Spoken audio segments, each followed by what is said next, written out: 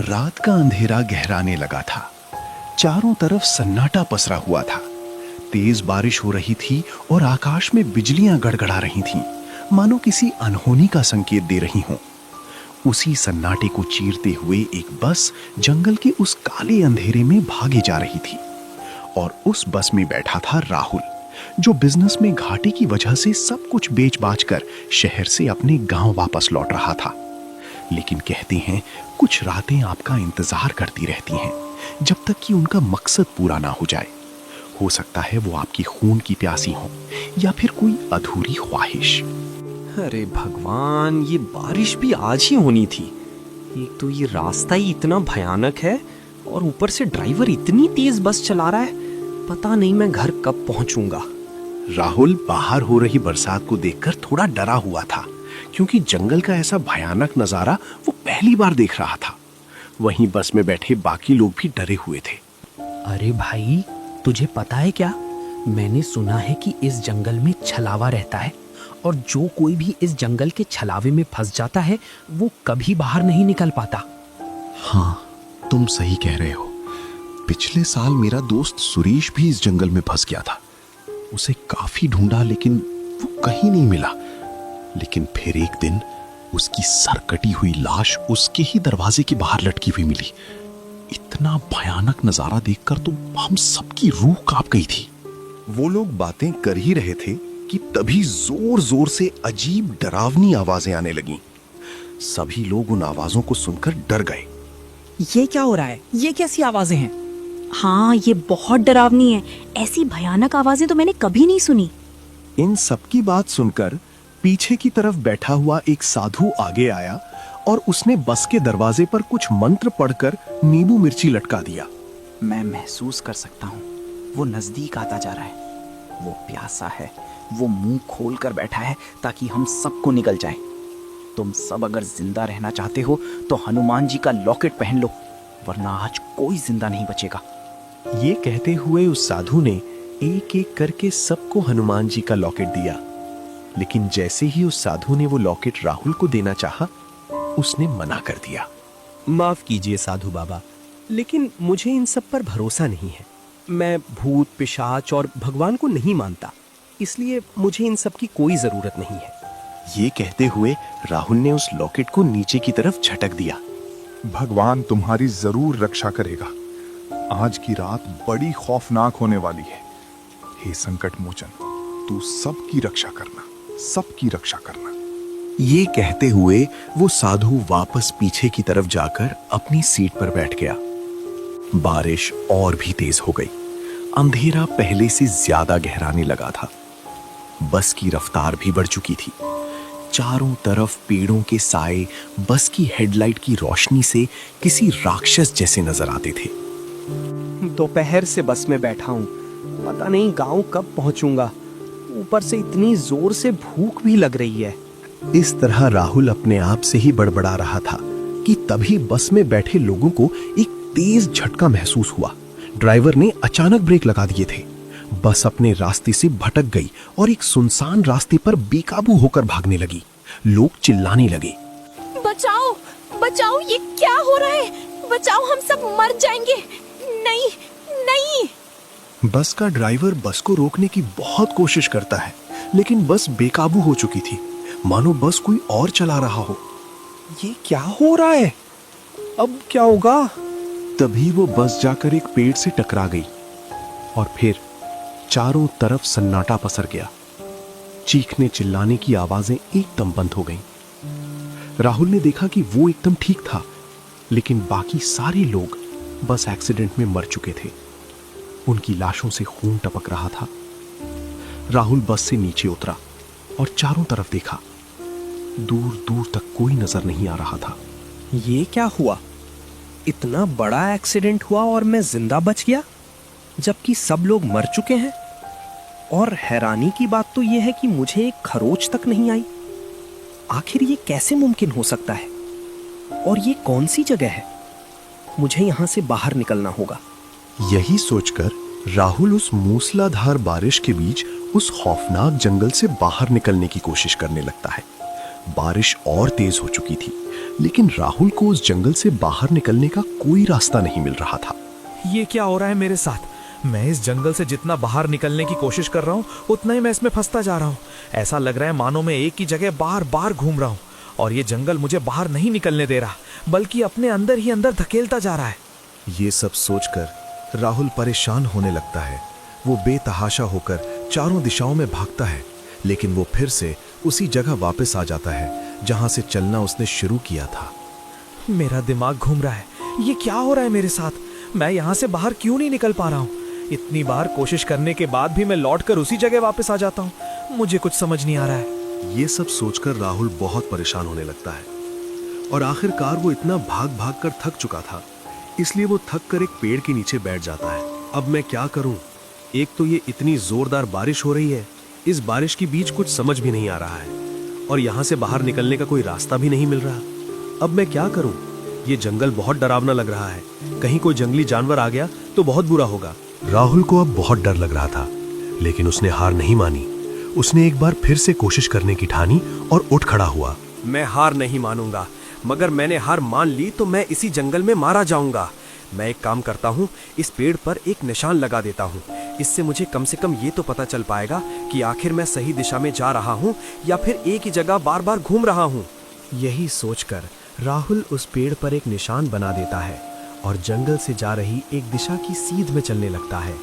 अब तो मैं काफी आगे निकल आया हूँ। लगता है कि मैं उस जंगल से बाहर निकल चुका हूँ। लेकिन थोड़ी ही देर बाद उसने देखा कि वो उसी पेड़ के पास वापस लौट आया था जहां पर उसने निशान लगाया था। अरे नहीं, ये तो वही पेड़ है। इसका मतलब मैं उसी जगह वापस लौट आया हूँ। ये क्या हो रहा है? ये तो वही पेड़ है जिस पर मैंने निशान बनाया था।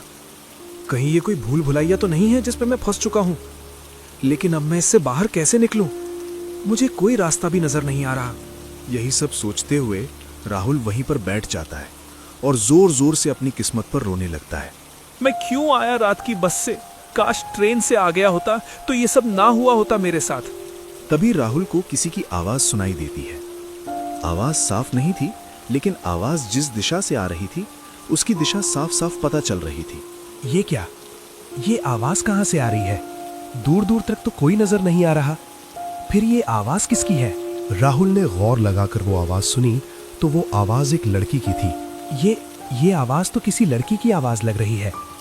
हाँ, यकीनन ये एक लड़की की आवाज है। मुझे इस आवाज की तरफ जाना चाहिए, शायद वहां से मुझे कोई मदद मिल जाए। यही सोचकर राहुल के दिल में एक उम्मीद की किरण जाग उठी और वो उठकर उस आवाज की तरफ चलने लगा। जैसे जैसे वो आवाज की तरफ बढ़ता जा रहा था, वो आवाज और भी साफ और सुरीली होने लगी थी। थोड़ी ही दूर जाने पर राहुल ने देखा कि वहां पर एक सुंदर लड़की बरसात में भीग रही थी। वो किसी अप्सरा की तरह मनमोहक थी। उसकी सुंदरता राहुल के सोए अरमानों को कुचल रही थी। वो लड़की नहीं, मानो स्वर्ग से उतरी कोई मनमोहिनी हो। ये कितना सुंदर नजारा है। दिल करता है देखता रहूं। राहुल उस लड़की को देखकर उसकी अनुपम सुंदरता से मोहित हो चुका था। उसके दिल में काम भावना घर करने लगी थी।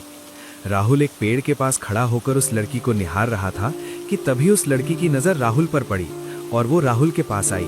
क्या हुआ बाबू? आप इस तरह घूर घूर कर क्या देख रहे हैं? लड़की की आवाज सुनकर राहुल अपने ख्यालों से बाहर आया तो उसके ठीक सामने वो लड़की खड़ी थी। उसे देखकर राहुल के दिल की धड़कनें तेज हो गईं। जी मैं वो कुछ भी तो नहीं, मैं तो बस यहाँ फंस गया हूँ और यहाँ से बाहर निकलने का रास्ता ढूंढ रहा था और रास्ता ढूंढते ढूंढते कब यहाँ तक आ गया पता ही नहीं चला। अरे बाबू, ये कोई आम जंगल नहीं है। इस जंगल से बाहर जाने का तो सिर्फ एक ही रास्ता है और वो रास्ता इस तेज बारिश की वजह से बंद हो चुका है। अब इस जंगल से आप बाहर नहीं जा सकते। ये रात तो आपको इसी जंगल में गुजारनी पड़ेगी और कोई रास्ता नहीं है आपके पास। जी आपकी बात सही है, लेकिन मैं यहाँ जंगल में इस बारिश के बीच कैसे रह सकता हूँ? क्या आपके पास कोई रहने की जगह है जहाँ आज रात रुका जा सके? क्योंकि बारिश बहुत तेज हो रही है और मुझे बहुत डर भी लग रहा है। देखो बाबू, इस वीरान जंगल में तो रहने की जगह आपको कहाँ ही मिलेगी, लेकिन हाँ, यहाँ से थोड़ी दूर ही मेरा घर है। तुम मेरे साथ चल सकते हो और वहाँ तुम पूरी रात गुजार सकते हो। लड़की की बात सुनकर राहुल का मन बहक गया। उसे लगा कि वो लड़की खुद उसे अपने घर ले जा रही है। शायद वो उसे पसंद करने लगी हो। यही सोचकर राहुल ने उस लड़की से कहा, जी ठीक है, मैं आपके साथ चल सकता हूँ। इस तूफानी बरसात में बाहर रहने से बेहतर है कि मैं आपके साथ रुक जाऊं। राहुल की बात सुनकर वो लड़की हल्के से मुस्कुराई। तो ठीक है बाबू, आप मेरे पीछे पीछे आ जाओ, मैं आपको अपने घर ले चलती हूँ। लड़की की बात सुनकर राहुल उस लड़की के पीछे पीछे चलने लगा। थोड़ी ही देर में दोनों एक आलीशान और वीरान पड़ी हुई हवेली के सामने पहुंच गए। चलो बाबू, यही है मेरा घर। चलो अंदर चलते हैं, वरना बारिश में बीमार पड़ जाएंगे। उस वीरान पड़े जंगल में इतनी आलीशान हवेली देखकर राहुल चौंक जाता है, लेकिन उसे रात गुजारने के लिए एक जगह भी चाहिए थी, और ऊपर से वो उस लड़की की सुंदरता से इतना मोहित हो चुका था कि उसे कुछ समझ ही नहीं आ रहा था। सुनिए, आप बहुत खूबसूरत हैं। क्या मैं आपका नाम जान सकता हूँ प्लीज? राहुल बोल ही रहा था कि तभी पीछे से किसी की तेज आवाज आती है। मोहिनी, मोहिनी नाम है इसका। राहुल ने डर कर अपने पीछे देखा तो वहां एक अजीब सा आदमी खड़ा था। आप कौन हैं और आपको इसका नाम कैसे पता है? ये मेरे बाबा हैं। इस हवेली में हम दोनों ही रहते हैं। ओह, ये तुम्हारे बाबा हैं। नमस्ते अंकल, मैं राहुल। वो दरअसल जंगल में मेरी बस का एक्सीडेंट हो गया था और इस जंगल से बाहर निकलने का कोई रास्ता भी नहीं मिल रहा था, तो मेरी मुलाकात आपकी बेटी से हो गई और वो मुझे अपने साथ यहाँ ले आई ताकि मैं आज रात यहाँ गुजार सकूं। राहुल की बात सुनकर वो आदमी कुछ नहीं बोला और चुपचाप ही हवेली के अंदर चला गया। ये देखकर राहुल को बहुत अजीब लगा। वो बाबू दरअसल बाबा किसी से ज्यादा बात नहीं करते, इसलिए आप उनकी बात का बुरा मत मानिएगा। अच्छा, अब आप अंदर चलिए ना। इस तरह राहुल उस लड़की के साथ अंदर आ जाता है। वो लड़की राहुल को एक कमरे में ले जाती है। बाबूजी, आप यहाँ बैठकर आराम कीजिए, मैं आपके लिए कुछ खाने के लिए बनाकर ले आती हूँ। जी ठीक है। ये कहकर वो लड़की वहां से बाहर चली जाती है और राहुल वहीं बैठकर आराम करने लगता है। लेकिन थोड़ी ही देर बाद राहुल को एक हलचल महसूस होती है। ये किसी के बात करने की आवाजें थी। राहुल को थोड़ा अजीब लगता है और वो बाहर आकर देखता है तो वो लड़की अपने पिता से बात कर रही थी। मैंने जैसा प्लान किया था सब वैसा ही हो रहा है। अब मैं उसे खाना खिलाकर बेहोश कर दूंगी और फिर हम दोनों उसे छोटे छोटे टुकड़ों में काटकर खाएंगे। बड़ा मजा आएगा। आप बहुत तेज हैं मालकिन। आपने उस लड़के को अपनी बातों में कितनी जल्दी आसानी से ले लिया, और वो बेवकूफ अपनी जवानी के बहकावे में आकर समझा ही नहीं कि वो जिसकी सुंदरता पर दिल बैठा है वो कोई और नहीं बल्कि इस जंगल की सबसे शक्तिशाली पिशाचिनी है। अब बस भी करो, जाओ जाकर एक प्लेट खून का सूप बना कर ले आओ। अपने शहरी बाबू को भूख लगी होगी, मैं उन्हें अपने हाथ से सूप पिलाऊंगी। राहुल ये सब देखकर बहुत डर जाता है। हे भगवान, ये क्या? मैं अपनी बेवकूफी के चलते कहाँ फंस गया? मुझे कैसे भी करके यहाँ से निकलना होगा, वरना इन पिशाचों से मुझे कोई नहीं बचा पाएगा। राहुल यही सोचकर दबे पैरों से छुपते हुए वहां से निकलने लगता है, लेकिन तभी उस पिशाच की नजर राहुल पर पड़ जाती है। वो देखो मोहिनी, आपका शिकार भाग रहा है। ये सुनकर राहुल बहुत डर जाता है और बेतहाशा होकर वहां से भागने लगता है। राहुल तब तक भागता रहता है जब तक वो थक नहीं गया। आखिरकार राहुल बहुत आगे निकल आया था, इसलिए वो रुक जाता है। लेकिन जब उसने चारों तरफ अपनी नजरें घुमाकर देखा तो वो एक रेलवे स्टेशन पर था। मैं भागते भागते रेलवे स्टेशन पर पहुंच गया हूं। अब मैं यहां से ट्रेन का टिकट लेकर घर जा सकता हूं। मुझे यहां ज्यादा देर नहीं रुकना चाहिए। यही सोचकर राहुल टिकट काउंटर ढूंढने लगता है। वहां एक तरफ एक सीट पर बारिश के बीच एक लड़की बैठी हुई थी। पहले तो राहुल डर जाता है, लेकिन फिर हिम्मत करके उसके पास जाता है और उससे पूछता है। जी सुनिए, क्या आप मुझे बता सकती हैं कि ये टिकट काउंटर किस तरफ है? मुझे सीतापुर की टिकट लेनी है। हाँ, यहाँ से सीधे जाके मुड़ जाइएगा, वहीं टिकट बूथ है। लड़की की बात सुनकर राहुल टिकट काउंटर की तरफ जाने लगता है। अरे भाई साहब, ये सीतापुर की ट्रेन कब आएगी? अभी अभी एक ट्रेन निकली है, दूसरी ट्रेन के लिए 3 घंटे इंतजार करना पड़ेगा। अच्छा ठीक है, सीतापुर की एक टिकट दे दीजिए। इस तरह राहुल टिकट ले लेता है और एक तरफ लगी हुई बेंच पर जाकर बैठ जाता है और ट्रेन का इंतजार करने लगता है। कुछ ही देर में राहुल ने देखा कि वो लड़की जिससे कुछ देर पहले राहुल ने टिकट काउंटर के बारे में पूछा था, वो वहां से उठकर ट्रेन की पटरियों की तरफ जा रही थी। राहुल ये देखकर घबरा जाता है और उसे बचाने के लिए आवाज लगाता है। रुक जाओ, तुम क्या कर रही हो? वापस आ जाओ, ट्रेन आने वाली है। लेकिन वो लड़की राहुल की आवाज नहीं सुनती और ट्रेन की पटरियों पर चलती रहती है। राहुल स्टेशन मास्टर के पास भागकर जाता है और उससे लड़की को बचाने के लिए बोलता है। सुनिए, वो लड़की ट्रेन की पटरियों पर जा रही है, उसे बचा लीजिए वरना बहुत बड़ा हादसा हो जाएगा। राहुल की बात सुनकर स्टेशन मास्टर उसे घूर घूर कर देखने लगता है, मानो उसने कुछ गलत बोल दिया हो। क्या बोल रहे हो तुम? कौन सी लड़की? वहां तो कोई लड़की नहीं है। अरे वही लड़की, देखो वो पटरियों पर जा रही है। राहुल बोल ही रहा था कि तभी ट्रेन आ जाती है। ट्रेन देखकर राहुल और भी ज्यादा घबरा जाता है। वो देखिए ट्रेन भी आ गई, जल्दी कीजिए, वो मर जाएगी, बचाइए उसे। इस बीच वो ट्रेन उस लड़की के आर पार निकल जाती है और तेज आवाज के साथ ट्रेन स्टेशन पर रुक जाती है। देखो वहां कुछ भी नहीं था, तुम शायद बहुत परेशान हो। जाओ, ये आखिरी ट्रेन है सीतापुर के लिए, जल्दी से ट्रेन में जाकर बैठ जाओ। ये कहते हुए स्टेशन मास्टर वहां से आगे चला जाता है। राहुल चुपचाप ट्रेन की तरफ जाने लगता है, लेकिन यह बहुत अजीब था कि ना तो कोई ट्रेन में चढ़ रहा था और ना ही कोई ट्रेन से उतर रहा था। राहुल ट्रेन में चढ़ जाता है। अंदर पहले से ही कुछ लोग बैठे हुए थे, लेकिन राहुल को झटका तो तब लगा जब उसने देखा कि वो स्टेशन वाली लड़की भी उसी ट्रेन में बैठी हुई थी। राहुल उसे देखकर दंग रह जाता है, लेकिन वो चुप रहता है और थोड़ी दूर जाकर एक खाली सीट पर बैठ जाता है। ट्रेन रवाना हो जाती है। सब ठीक लग रहा था कि अचानक उस ट्रेन में बैठे लोग एक एक करके ट्रेन से नीचे कूदने लगते हैं। राहुल बहुत ज्यादा डर चुका था। उसे समझ नहीं आ रहा था कि उसके साथ क्या हो रहा है। सब लोग एक एक करके ट्रेन से नीचे कूद चुके थे, लेकिन वो लड़की अभी भी ट्रेन में बैठी हुई थी और एकदम शांत थी, मानो कुछ हुआ ही नहीं। राहुल से रहा नहीं गया और वो उठकर उस लड़की के पास गया और उससे डरते हुए कहा, आपको याद है मैंने आपसे स्टेशन पर टिकट काउंटर के बारे में पूछा था, लेकिन थोड़ी देर बाद जब मैंने वापस देखा तो आप ट्रेन की पटरियों पर चल रही थीं और तभी आप ट्रेन से टकरा गईं। लेकिन जब मैंने वापस देखा तो आप यहाँ ट्रेन में बैठी हुई थीं। मेरे कुछ समझ नहीं आ रहा है। राहुल बोले जा रहा था, लेकिन उस लड़की ने कोई जवाब नहीं दिया। निराश होकर राहुल अपनी सीट की तरफ जाने लगता है, लेकिन तभी वो लड़की उसके सामने आकर खड़ी हो जाती है। तुम मुझे अकेला छोड़कर हवेली से क्यों भाग आए? मैंने तो तुम्हारे लिए अपने हाथों से खाना बनाया था ना बाबू। क्या बोल रही हो तुम? सच बताओ, कौन हो तुम? राहुल के इतना कहते ही वो लड़की उसी पिशाचिनी में तब्दील हो जाती है जो उसे जंगल से हवेली लेकर गई थी। राहुल बहुत डर जाता है। वो अपने कदम पीछे करता है, लेकिन पीछे वो पिशाच आदमी आ जाता है और दोनों उसे मारने के लिए उसकी तरफ बढ़ने लगते हैं। ये सब देखकर राहुल अपने होश खोने लगता है और उसकी आंखों के सामने काला अंधेरा छा जाता है। जब उसकी आंखें खुली तो उसने देखा कि वो उसी रास्ते पर था जहां से उसकी बस मुड़कर उस भयानक जंगल में चली गई थी। लेकिन अब सब ठीक हो चुका था। उसकी बस भी एकदम ठीक थी और सब लोग सही सलामत वहां बैठे हुए थे। ये क्या?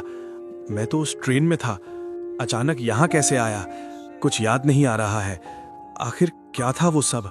तभी राहुल की नजर उसके हाथ पर अटके हुए हनुमान जी के लॉकेट पर जाती है, जिसे देखकर राहुल सब कुछ समझ जाता है कि पिछली रात जो कुछ भी हुआ वो सिर्फ एक सपना नहीं था, बल्कि एक बहुत ही डरावना छलावा था और इसी लॉकेट की वजह से उसकी जान बच गई थी। लेकिन उसे समझ नहीं आया कि आखिर उसके पास वो लॉकेट कैसे आया। तभी वो साधु उसके पास आया। अब तो भरोसा हुआ बेटा, भूत पिशाच होते हैं और उनके खात्मे के लिए भगवान भी होते हैं। हाँ बाबा, मुझे भरोसा हो गया। अगर ये लॉकेट ना होता तो आज मैं जिंदा ना बचता। लेकिन बाबा, ये लॉकेट मेरे पास कैसे आया? सब भगवान की लीला है बेटे। याद करो, जब मैं तुम्हें ये लॉकेट दे रहा था तो तुमने इसे लेने से मना कर दिया था और इसे मेरे हाथ से झटक दिया था। तभी ये लॉकेट तेरे कपड़ों में उलझ गया और पूरी रात इसने तेरी रक्षा की। इस तरह उस रात की घटना ने राहुल को भगवान पर भरोसा करने पर मजबूर कर दिया और इसके साथ ही बस एक बार फिर रवाना हो गई अपनी मंजिल की तरफ।